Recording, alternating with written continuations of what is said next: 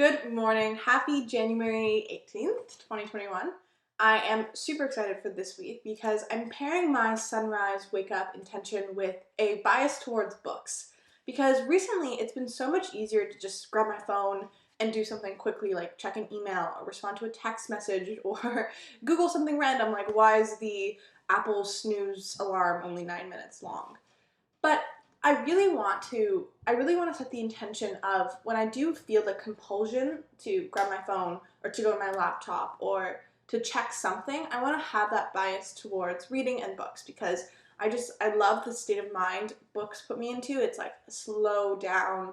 I can really think about things and underline and I just love it. So what I'm going to do to basically increase my chances of having a bias towards books is set books all around my house.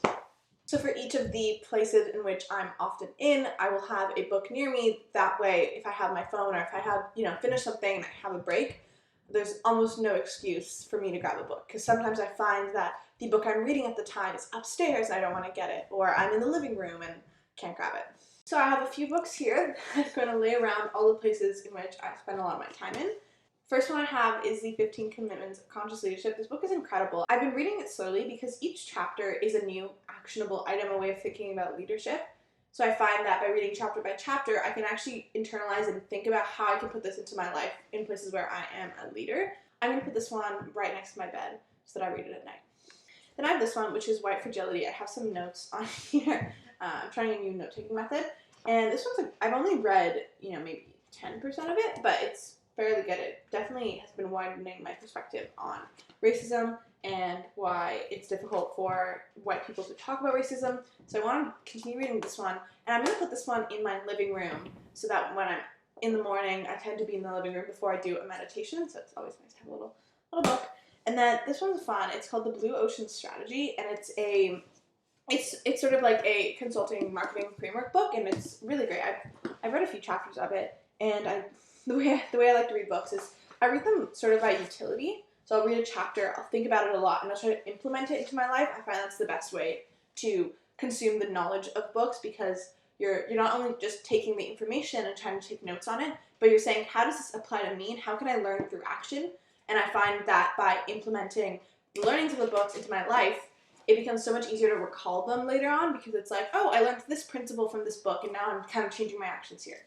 That's what I like to do. This one's amazing. I'm going to keep this one in my kitchen, and that way when I'm eating, I can just pop a chapter. It's really great. It's January 19th, Tuesday, and I'm going to sit and read my book. There's not much in the sky. No great sunrise today, but I'm excited to read, and the world's getting brighter, so that is always exciting.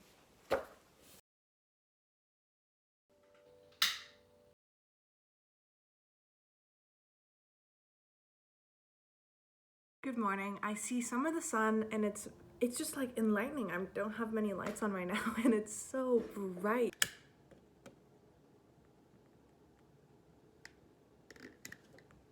To briefly speak to the challenge I gave myself this week, which was having a bias towards books, there was so many things that I learned. First of all, that when you actually put books in every room that you go to, you almost never have an excuse not to read the books. And even though I was reading 4 books this week pretty much, I finished 2 of them. I'm almost done 2 of them. That's in 5 days. It was that physical reminder that made me stop and think, am I going to go to my email?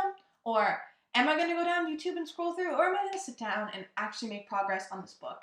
And it was finding 5 or so minutes to just sit every couple of hours. And it was amazing.